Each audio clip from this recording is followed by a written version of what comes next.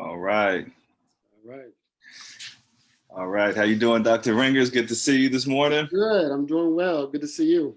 All right. Everyone, we're all in for a treat.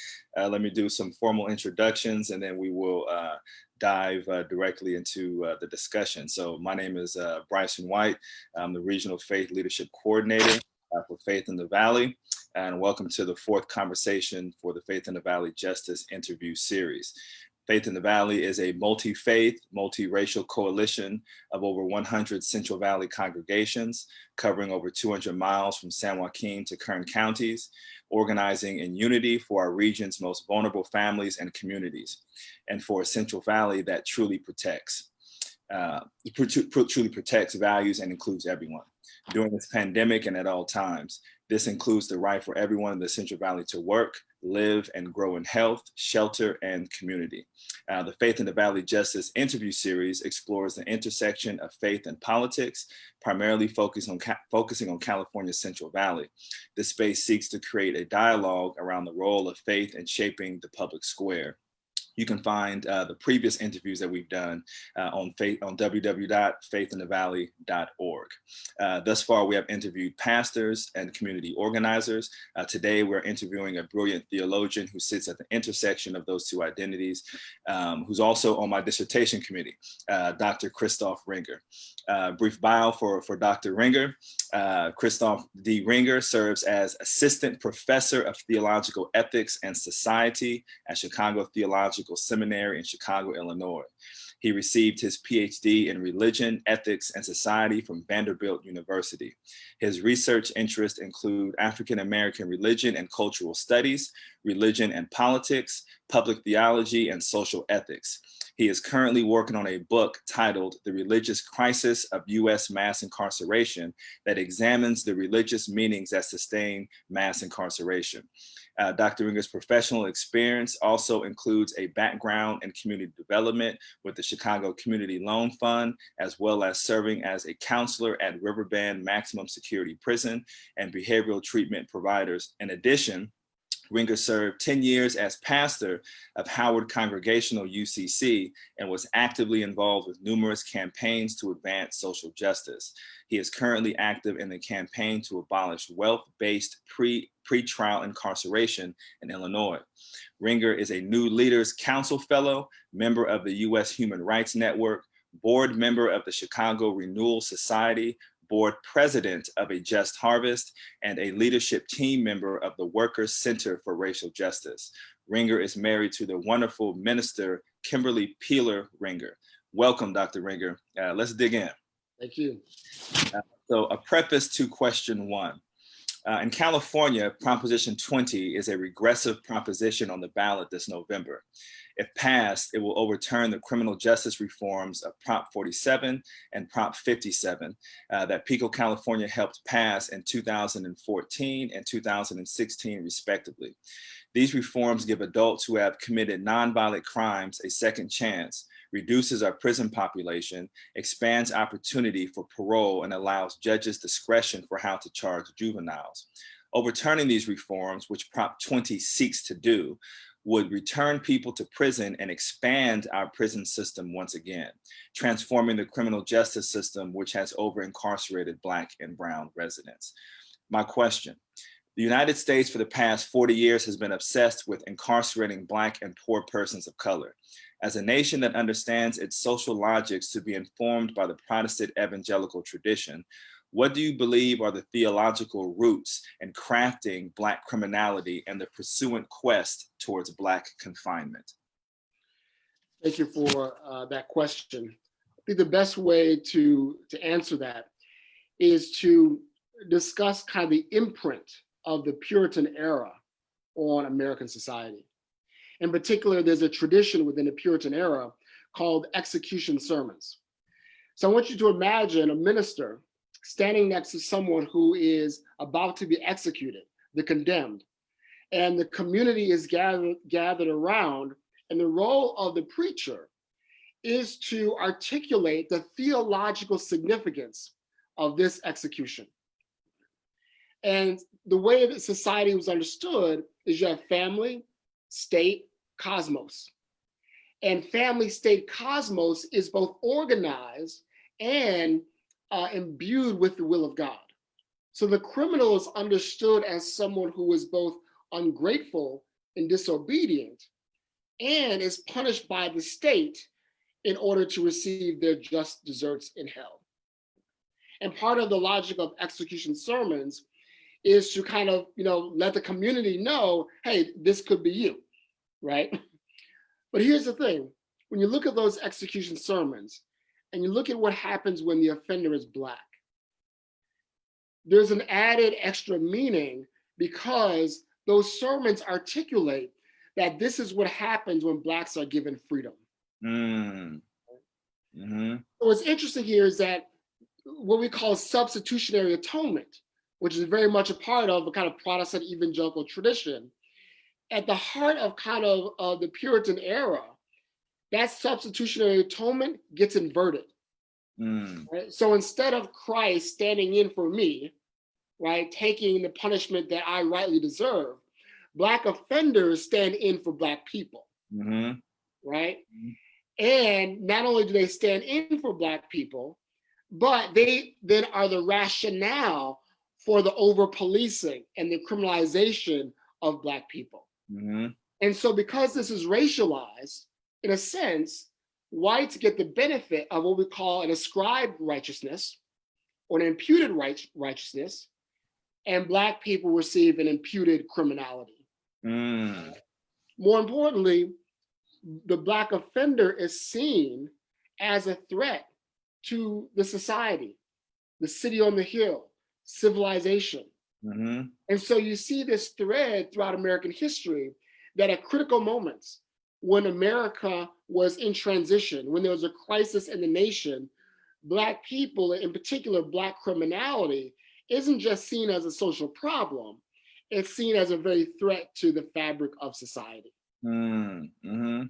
So theologically then, we have to understand that Black criminality has not only been a way of indexing whether or not Black people deserve freedom, but also of theological significance that we were a threat to what is sacred. We're a threat to the fabric. And you see, I mean, you can bring this all the way to this past week. Tucker Carlson made the statement that Black Lives Matter needs to be defeated, right? Because they are a threat to the entire project. You know, when you're talking about the execution sermons, something that comes to mind is an episode from Boondocks, Uncle Ruckus and White Heaven, right, where he meets Ronald Reagan, and then you know, he comes back after this revelation of White Heaven, and he's, you know, an evangelist for white supremacy. But the way the Boondocks, the episode, they show it, they show him preaching at a revival. But in the background, right, going alongside of that is the execution of an incarcerated Black person at a local penitentiary, right? And you know, you have the very real and deep connection that they're connecting to, you know, a Protestant revival tradition and the demonization and execution of Black persons, right? That's also, that was such a brilliant way of demonstrating that. And in that same episode, and I think that connection you made is brilliant. In that same episode, you can see, you know, when Uncle Ruckus basically says, "Of course, white Jesus makes sense, right? Look at the social conditions, right? And so the sacralization, right, of the social conditions. When we think about jails and prisons as our primary mechanism of concealing the outcomes of social injustice, right? We use them to conceal the social miseries that are born out of, right, concrete policy choices. Right? And what it does is it preserves a certain way of life for some people in the country at the expense of others, often at the expense of our very lives. Right. And so Uncle Ruckus, so the theological challenge there is Uncle Ruckus is saying, of course, this makes sense. Right. Right. I mean, and so that's kind of the so I like that episode because it didn't simply paint Uncle Ruckus as uncritically internalizing a white supremacist mindset. Here's someone who's looking around at his environment saying, well, what's up? That's right. Yeah, Right? that's right. And in the way he discusses it, he he invites others to think critically about the environment and come to similar conclusions. I mean, they're wrong conclusions, of course. You know what I'm saying? Right. But he's inviting people into that thought process. Mm-hmm. Yeah. If you have anything else to add to that first question, we can move on to question number 2, or we can stay here if you would like. We might come back, but you can go ahead and move on to the second one just so we can touch on some other items. Okay, cool. Question number 2. The majority of people feel and see the importance of this fall's election. Within Black communities, there exists a tension regarding the importance of voting. Many hold the position that voting is critically important in order to impact the lived conditions of Black life in this country. Other voices lift up the shortcomings, the limits within electoral politics, and are promoting sitting out the election. Furthermore, there are voices on the left who are sitting out primarily due to a lack of resonance with any of the candidates on the ballot. My question for you, are Black persons obligated to participate in electoral politics? How do you navigate the shortcomings of American electoral politics while also highlighting how participation is of material benefit to Black life? Regarding the question of obligation, I think it really depends on your sense of what we typically refer to as linked fate. It depends on how you see yourself in relationship to the Black community. If one does not see oneself as having a share in that fate, I think it's very difficult then to say, that you have this obligation. Also, too, I want to affirm that there is a trajectory of Black political thought that wants to say that as an act of dissent, right, that if the political community is structured in such a way that there is systemic disinvestment, right, structural racism, and that if that's the case, then as a matter of dissent, you cannot necessarily assume Black political obligation, right? Because the covenant, in a sense, is broken. Right. However, I would argue, though, that we should see electoral politics and voting in general as one particular strategy along a continuum. That this is one arena of political struggle that I don't think we should just kind of abandon. I don't think we should disavow it. I understand the idea that people don't resonate with the current candidates, the current parties. And I also understand why when people do vote and they don't sense immediate or see immediate kind of change, that it's frustrating. But I would also offer this. When we don't vote, we often have trouble seeing the harm, right, that comes from particular policies. If we just let this arena and leave it unengaged, right, we open the door to these policies just kind of going by without any kind of critical resistance, right? So for me, if one is invested or has a sense of investment within the fate of the Black community as a whole, then I think there's an obligation. But again, I think when you're talking about racial justice, there's always going to be a tension within the Black community around strategies. That's been with us since we've been here, right? Whether it's violence versus nonviolence, voting, non-voting, you're always going to have this range of options. But what I will say about this particular election, I don't see this election just about parties or politicians. I think this election is fundamentally about possibility. Are we going to keep alive the possibility of building the kind of democracy that our ancestors and some of those activists who came before us were working towards? So for me, this is about possibility. And I'll give you just a concrete example. Here in Chicago, a couple of years ago, the coalition to end money bond, we bailed out some folks, and the sheriff decided that he disagreed. So he put them on an administrative hold, which is completely illegal.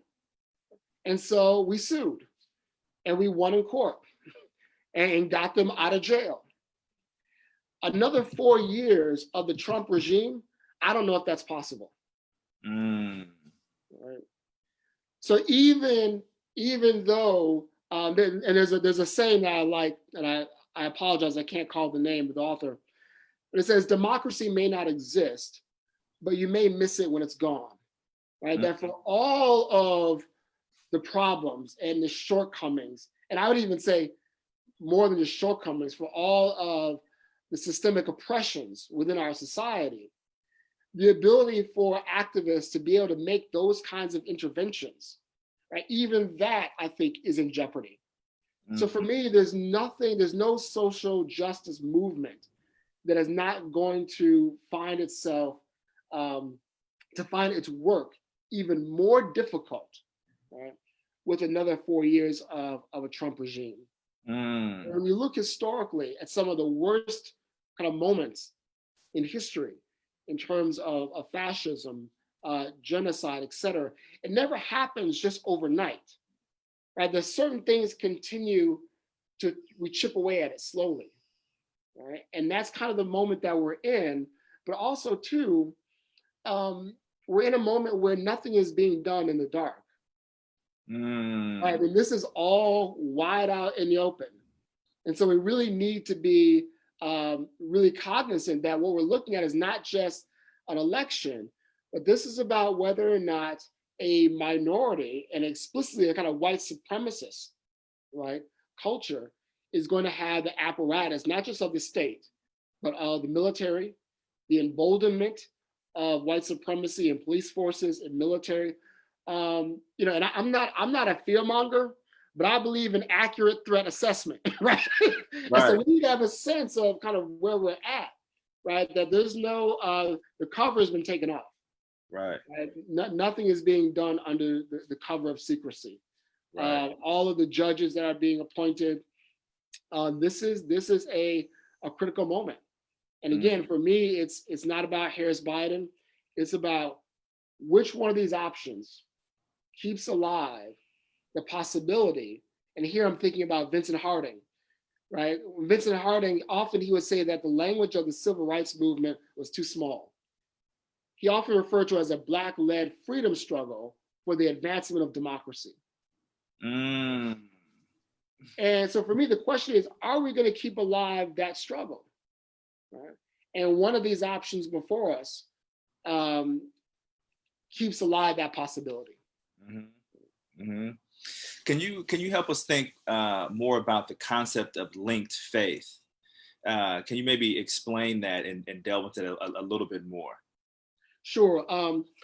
Linked faith, I may have said faith, the concept is linked faith. And essentially it's a way of thinking about Black political ideologies across the political spectrum. And the question is, do I see as a Black person, do I see my fate as linked with yours? And what's interesting about linked fate is that linked fate has been kind of a key aspect of both revolutionary ideologies, as well as what we call respectability politics. So the concept itself is not necessarily, revolutionary, progressive, conservative, but it's a kind of basic claim when thinking about kind of Black politics and kind of thinking about how we interact with political life. Yeah, that's good. That's good. I have some follow-up questions, but maybe we can go to the third one and then wrap back around and then do some follow-ups. Is that all right? Yeah, sure. Okay, cool. Got some follow-ups for those two. Question 3, before we link back around and run through them again. Due to the state-sanctioned killings of Breonna Taylor, Tony McDade, George Floyd, and the shooting of Jacob Blake, and the subsequent uprisings across the nation, the question of police and carceral budgets has emerged front and center in national discourse. While the conversation of abolition, defunding the police, dismantling the prison system, and expanding democratic practice is not a new conversation, abolition of the police and the prison has not seen this much attention in the public arena previously. Furthermore, there are a range of responses within the church regarding support for abolitionist political orientations. A few questions here. How do Black congregations already embody abolitionist practices? And in which ways does the church resist abolitionist practices as it pertains to incarceration and policing? The second sub question is also, is abolition as a political orientation a requisite for creating the world that we desire to be born? Mm-hmm. So I think the first question is, one of the ways in which congregations are engaging in abolitionist practices is through bailouts. So increasingly you're seeing churches involved in, having a committee that would think through, bailing out folks who have been incarcerated. So I think there's a resurgence, right, in not only community bail funds, but also churches actually taking up that work. And I think that's a really good entry point because one, it allows issues of incarceration, it removes the stigma regarding issues of incarceration within congregational life.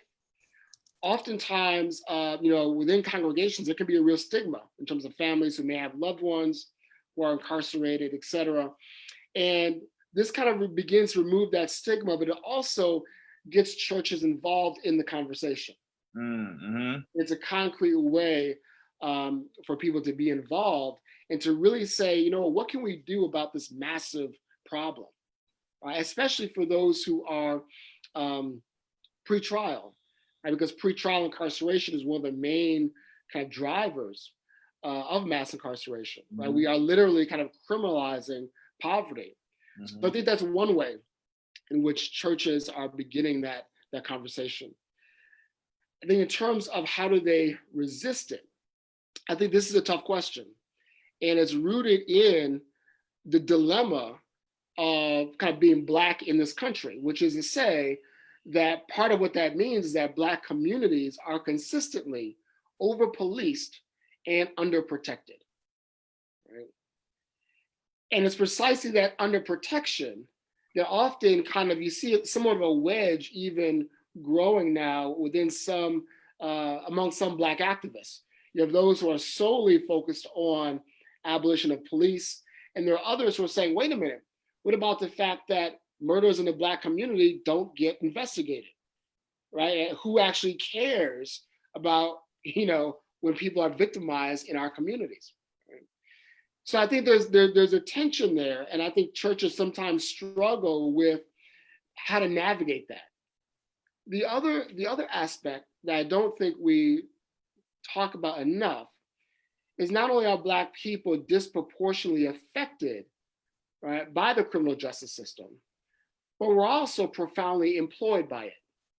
Right. Right?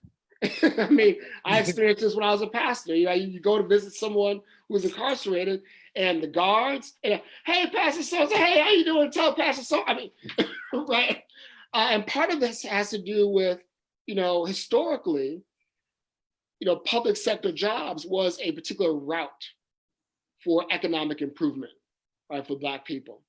And one of the consequences of what we typically call neoliberalism in the 80s is this de-investment in social goods, de-investment in education, et cetera, and this profound investment in policing, jails, and prisons. What ends up happening is Black people become a part of that, right? And so part of that resistance is that it's not like there's a church over here, and then there's the criminal justice system over here. Right. This is already kind of threaded together. Yes. Right, and so the resistance that we run into sometimes, it is structural. Right, so when we talk about defunding the police, you're defunding jobs of people in your congregation potentially. Mm-hmm. Right? How do we begin to navigate that? Mm-hmm. How do we begin to kind of work through that complexity? Yeah, no, that's excellent. Hold on, I wrote this down. I wanted to backtrack just a second to the community bailout piece. Can you explain how that functions for those who might be listening, who are organizers or faith-based organizers or activists who would like to participate in something like that in their own local area? Sure. Really, I think the first thing to do is because the way this works is very localized. I think the first thing is if congregations have someone in their congregation who's an attorney or has some kind of role within kind of the criminal justice system, to connect with them and look at kind of how bail works, in their city. Mm-hmm. And once you kind of do that, then you can figure out, how to go about posting bail for someone and being able to deliberate about that process. But much of it is very local. So I think that's the first step, is to connect with those with folks who are involved in that work. And then so potentially would you be able to forward some information to us that I can post as connected to when we Absolutely. Post by the website, to point to the work that's happening in Chicago, because pretrial, as you know, that's just one of the centerpieces for mass incarceration. And in California, there's different movements around that. And in the Central Valley, we haven't been successful as of yet at really doing anything transformative around bail. So we're in need of really adding that component to our work. Yeah, and that's a really good point. And part of this too is thinking about, hopefully when congregations engage in that bailout work, it's also a way for them to begin to be deeper engaged in the political side of it, right? And so, for example, there are actually some organizations that began to stop bailing out people because they realized that the system had just decided, well, we'll just rely on them, right? Mm-hmm. As opposed to getting rid of, right, pretrial incarceration.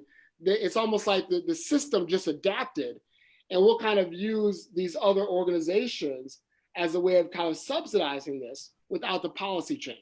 Mm. So you really have to, these bail funds are also about political education and kind of raising a political consciousness. Without that, you allow possibly the system to be able to kind of co-opt the work that you're doing, and you can lose that long-term vision and say, hey, wait a minute, what we're really after is to get rid of pretrial incarceration altogether. Yeah, how in your work around getting rid of monetary bail, how are you all thinking about that theologically? How are you framing that theologically for folks? Sure.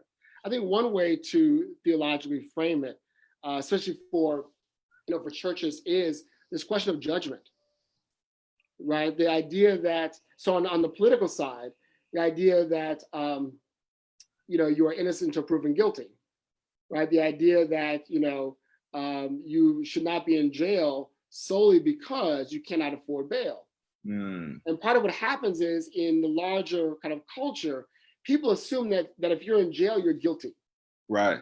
And so the biggest challenge in the work is to remind people, no, they haven't been judged yet, right? They haven't had a trial. And so how do you kind of, work with congregations to say, what does it mean to bear false witness? Mm. Right. Mm-hmm. And this is a profound example of false witness, right? Mm-hmm. And how do you think about judgment? Mm-hmm. There was a this kind of loops back to our first question. One of the interesting things about, we look at the history of kind of criminal justice. There's this moment when Christians were afraid to serve on juries. And they're afraid to serve on juries because they thought that if I were to judge someone wrongly, right, that it might have eternal consequences for me. Right? Judge not, lest ye be judged, right? It was that whole sense that to judge someone wrongly, my soul was in peril. Right. And maybe we need to recover that sense, right? Then what does it mean to pass judgment upon thousands and thousands of people wrongly? What does it mean to, I mean, here in Illinois, when they finally put a moratorium on the death penalty, when they did the research, they were getting half of the decisions wrong. Wow. I mean, 50% of all executions, you know, they made a mistake. I mean, so how do we, I think, you know, there's a role here for theology to really think about this question of judgment and the kinds of judgments that we're passing on people's lives. Yeah, and then that theme of judgment, I believe you're drawing from the text reasonable doubt. Correct. Yeah, correct. So for those who are interested, I should know the full title of this, but I don't. But the text, it's the origins of the criminal trial, theological origins of the criminal trial, I think is the right. Yeah. So for those of you who are interested, the origins of the criminal trial, reasonable doubt, do a Google search, it'll pop up. It's in my library over here. I just can't go and grab it. Right. I want to return to the tension of Black persons being both over-policed and underprotected. And some of my research, one of the things I research outside of sort of my dissertation research, I'm interested in the formation of street gangs, and particularly the street gangs in Los Angeles, the Crips and the Bloods. And when you delve into, and I know you follow some of those interests in your dissertation, and some things that I came across, like in the earlier articles from the LA Times in the 80s and the 90s, where Black citizens were asking for law enforcement to come in, right, and to police the neighborhoods more effectively, because the crack trade had really just run amok, right? And you know, and this is explored in James Foreman's text, Locking Up Our Own, right, where he really does the whole exploration of these themes, focusing on DC, New York, and some other cities.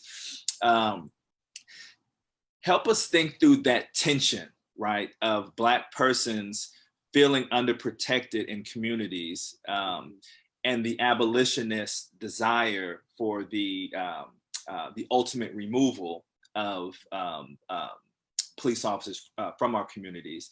Help us kind of think about that tension there. Yeah, I mean, it's a real tension, and it is exasperated, excuse me, by by unjust policies. Right? It exasperates that tension. One way of beginning to find a pathway through, and here I'm thinking about the work of Danielle Said. Oh gosh, I'm losing the name of her organization on the East Coast. But she has a new book out, Until We Reckon, and it's really about restorative justice. And she makes a really good point that one of the voices that gets lost are the voices of victims in our communities. And to hear them work through the idea that, well, if this person is coming back, is eventually going to come back to this community, and they're going to come back worse than how they went in, then maybe this restorative path is a better path. Right? So to hear the kind of way in which survivors find the pathway to abolition, when survivors begin talking about why they support restorative justice, because the initial response to abolition always is, well, you don't take crime seriously, you don't take victims seriously, when that's really not the case, right? And so I think those are important voices to begin to kind of mediate some of that tension. Yeah, no, that's excellent. Yeah, that's excellent. Yeah, and I think too, a part of the tension around how abolition is described in society is as if abolitionists are just saying the police need to leave immediately and overnight, as if abolition isn't a larger theory of change around creating more robust democracy, democratic practices, a redistribution of wealth, a changing of the economy, right? You know, that it does not leave people in a position to where they are forced into the various underground economies that exist in our country, but that people will be able to seek adequate employment, you know what I mean? The wage and healthcare, et cetera, right? You know what I mean? And I'm glad you mentioned that, because I think one of the things I've been experiencing this summer, in some conversations, one aspect of the abolitionist work that's getting lost is this idea of non-reformist reforms. Right. That was such a critical aspect of organizations like Critical Resistance. You hear Miriam Kaba talking about this. And I think that's such an important idea, because it says, wait a minute, this isn't pie in the sky stuff. We're talking about organizing, doing political education, talking with people, developing campaigns to shut down this facility, shut down that facility, right? It's pragmatic work, and it's long-term work. And it's saying we're pursuing decisions that reduce, right, that keep shrinking our reliance upon this system.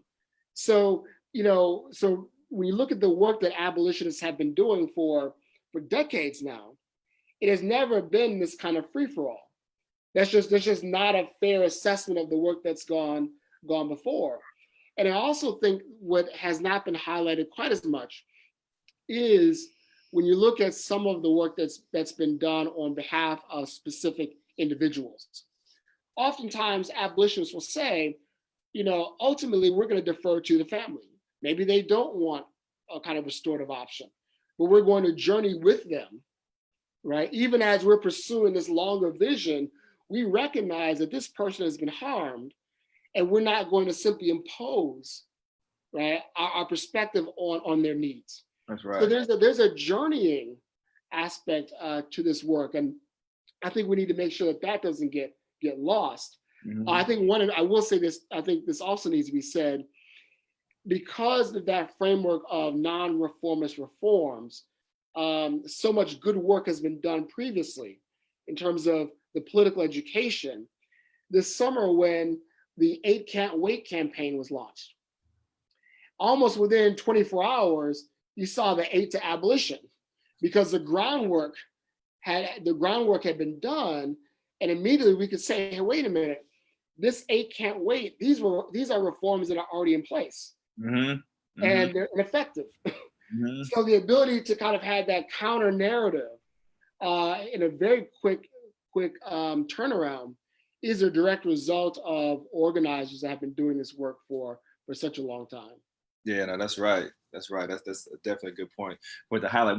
As you're talking, I began to think about some of my own journey as a community organizer, who, when I was in the field, was definitely more reformist, but had the opportunity to dialogue with folks to move more towards a framework of abolition, right? But a part of that tension that exists within organizing communities is if you are for some abolitionists, if you are not an abolitionist, then you're not a real organizer. And if you are a reformist, you know what I'm saying, then you look at an abolitionist, then you're like, well, that's pie in the sky, right? And so any just sort of words of encouragement for folks who may be listening, who are on their own journey of becoming around just a deeper level of political analysis and creative imagination around the transformation of our society. For those of us on the left to not sort of fall into that purist kind of postures where we have those kind of infighting and in wars with one another, you know, and side of the enemy of structural racism. The only thing I can offer is two things. One, I think to acknowledge that many of us are still becoming, working towards, we're on some spectrum, right, as in relation to abolition, right? And look, I'll keep it 100. There are certain days I'm 100% on the abolition side. Then I see some of these police officers, I'm like, oh, hell no, you need to go. You need to. Right? I mean, some of these police officers, I want them underneath the jail. Yeah. You know what I'm saying? So I got to recognize that tension within myself. Yeah. Right. Mm-hmm. You know what I'm saying? There are certain things that hit us in different ways, right? Maybe because of our personal experiences, et cetera, where it's very difficult, right, to hold those convictions. Mm-hmm. I think we need to be honest about that. I think for me, one of the things that I continue to carry with me is an experience I'll share with you when I was a pastor. One of our deacons had a son who was incarcerated, and his case came up for resentencing. It came up for resentencing due to the 2010 Sentencing Act. And this was someone who was facing life in prison, right? And when his case came up for resentencing, he was resentenced to 7 years, right? He ended up being out in, it was maybe around 3, just under 3. The attorney came over to me and said, thank you for your prayers, because I'm not a praying man, but I know this is all this was, right? Mm-hmm. And that moment was really important for me, because here's a moment where this is a difference between someone being able to hug their kids or not being able to hug their kids. This is someone who is able to say to their kids, I'm coming home, versus spending the rest of their life in a cage, right? Mm-hmm. And so in that moment, I had to recognize, wait a minute, Christophe, this reform that went through in 2010, that the only thing I had for that was criticism. It didn't go far enough. It didn't address this. That reform is the reason why he now is an abolitionist, right? Mm-hmm. When you look at the work that brother's doing now, he's doing extraordinary things in the community. He's flourishing, right? He's an abolitionist because of this reform in 2010. Mm-hmm. Mm-hmm. And so I think we have to work on a continuum, right? That we have to work not, trusting that some difference, right, is going to come out of this engagement. Mm-hmm. And we can't necessarily always presuppose what that is, mm-hmm. right? So for me, having that experience, I no longer demonize reform, because we don't know how they can work together in creative ways, right? So someone may, and the other aspect is those who are abolitionists, if we're really going to move beyond mass incarceration, we have to operate at scale, which means finding ways to be in creative relationship with those who describe themselves as reformists. Yeah. How can we be in creative relationships? And we may be able to collaborate and work on this piece over here. Maybe we don't work on this other piece, and maybe we're in conflict. Right. I mean, that's the nature of political life, right? It is a contestation around values and visions of who we ought to be and what society ought to be. Yeah. Yeah. We have about 10 to 15 minutes left, and I want to pivot a little bit, not pivot, actually return back to the question of the theological, right? Mm-hmm. And I want to ask this question. I know you have a book coming out in November, and you explore some of this in your book, and I've drawn on your work as I'm exploring this similar topic in my dissertation around the connection between the prison and hell, right? Would you be, can you for us just maybe walk through how you're seeing the connection between the prison and hellfire, if you will? Sure.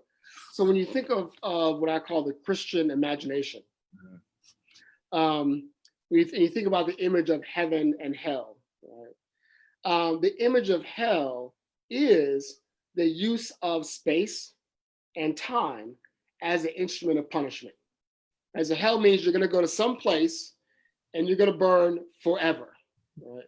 So it literally is space and time as an instrument of punishment. And that's precisely what we do with jails and prisons, right? It is the use of space and time as an instrument of punishment. Mm-hmm. So for me, when we talk about mass incarceration, especially on the scale, it literally is hell on earth, right? It's not metaphorical from within the standpoint of the Christian faith, that this is what we are creating. Mm-hmm. Mm-hmm. And if we then say that we're working towards the commonwealth of God, right? Or as a matter of Christian witness, how then do we justify, right, through our political choices, right, creating such a reality? Mm-hmm. Mm-hmm. And more importantly, I would argue even a little bit further that that hell on earth that we're creating, right, allows some other communities to have an everyday life that is very different. Right? They have a very different relationship with the police in terms of resources, et cetera. We are creating, right, these pockets of I won't say heaven, but pockets of affluence, right, predicated on creating, right, systems of hell. Right. And these are created through forms of judgment, kind of returning to our earlier point, right? So that we are literally passing judgment in terms of how we view certain communities within public life, through the policies that we enact, through sentencing, and through how we allocate resources to the ongoing proliferation of jails and prisons. Mm-hmm. Mm-hmm. So I think especially for Christian communities, we have a language, right, that we need to be deploying in order to interpret mass incarceration. That's right. That's right. And it's and communities that have greater access to material resources, there are persons who understand that the structure is benefiting them by way of excluding others, right? You know what I mean? And so there's that conscious piece, and that just sort of reminds me. I believe it was Aquinas who talked about, those who are punished in hell will be seen by those who are in heaven, and those in heaven witnessing the punishment, gaining greater kind of glory, you know what I mean, in themselves, right, that they are here and others are being punished. So this very real, morbid sort of eternal gratification. Right. And we also see that same kind of insight. It comes out of social theory. We looked at theories around kind of society and crime. One of the major theories of crime isn't about individual transgressions, but rather how we define criminality is central to another group, their own self-assessment. Right? That how we define criminality has to do with groups that understand themselves as moral, mm-hmm, right? As good people, mm-hmm, right? And so, and when that becomes racialized, mm-hmm, right, it's even more pernicious, mm-hmm, right? It also produces, and here I'm thinking of persons such as Charles Mills, who talk about that racism produces its own ignorance. In order for a racist society to reproduce itself, a good chunk of the folks have to somehow psychologically disavow, right, their knowledge of what is going on. Mm-hmm. Mm-hmm. And there's a way in which the kind of moment that we're living through, in which there are entire segments of our society, when they saw the murder of George Floyd, all of a sudden they kind of woke up. They couldn't believe that this was happening, right? Even though we've been seeing this time and time again, right? And we could speculate why this moment, et cetera. But that's an ongoing problem, right? That we live in a society in which the maintenance of a community's understanding of themselves as righteous, as good, is dependent upon, right, the criminalizing of others. And that's all undergirded by a particular Christian imagination. Right. And even when that Christian imagination becomes secularized, right, it's still operative, right? Mm-hmm. It's still exerting influence. Mm-hmm. Mm-hmm. Yeah, that's excellent. In conclusion, as we wrap up, and I know we've kind of already been in your book in this conversation, but if you can just let folks know when your book is coming out, restate the title, and sure, if you would like a brief summary of what you're getting at. So the book is called Necropolitics, The Religious Crisis of Mass Incarceration in America. It's coming out mid-November. I think November 16th is the latest date that I've received. And what it does is it tracks images of Black people as animals and criminals. And it shows that these images are really critical in mediating, right, what we call political economy. That whenever the nation is going through upheavals, especially economic and political upheavals, these images come to the fore. And they come to the fore to justify the punishment, confinement, and over-policing of Black people. And I really demonstrate how critical those images are to maintaining social inequalities and social injustices, and how we use jails and prisons to conceal those. Yeah, that's excellent. And this book will be a good text for it's the intersecting of the academy, for those who are organizing, and for clergy persons who are wrestling and grappling with these issues. Right, it's kind of hits a nice middle. Part of the work that I try to do is to say that these images have a certain kind of logic, and so I want people to be able to recognize them and discern them, even when sometimes they're not explicit. And I want to show people how they show up in public policy. Right? Show how they show up in political rhetoric. Right? So I'm looking at Reagan's speeches when he's talking about the predator. Right? This language of super predators. Even before we had the problems with crack cocaine, the New York Times was running articles on the crack cocaine fiend, the Negro crack cocaine fiend, which couldn't be stopped by normal bullets. And so police officers had to have larger bullets, right? I mean, all this stuff was circulating in public, and it contributes to how your average everyday citizen sees other people and sees entire communities. So the work is really designed to kind of make those connections and allow us to see this logic when it shows up and to be able to resist it. Yeah, now that's excellent. I'm looking forward to grabbing that, man. You know what I mean? Thank you. I appreciate it. And citing it in my dissertation. So I appreciate that. Yeah. Dr. Ringer, much love, brother. We appreciate you spending some time with us. Everyone, this is Dr. Christophe Ringer, a theologian from Chicago Theological Seminary in Chicago, Illinois. Please check out the book that he highlighted. And this conversation, again, will be housed on the Faith in the Valley website. If you would like to go to it and reference it on the Faith in the Valley website, we have also curated lists of theological texts, history text around to help us kind of think about the moment that we're in as we are organizing for a new world. So please visit that website and check us out. Dr. Ringer, thank you, brother. Until next time. Thank you so much. Appreciate you. Peace and blessings.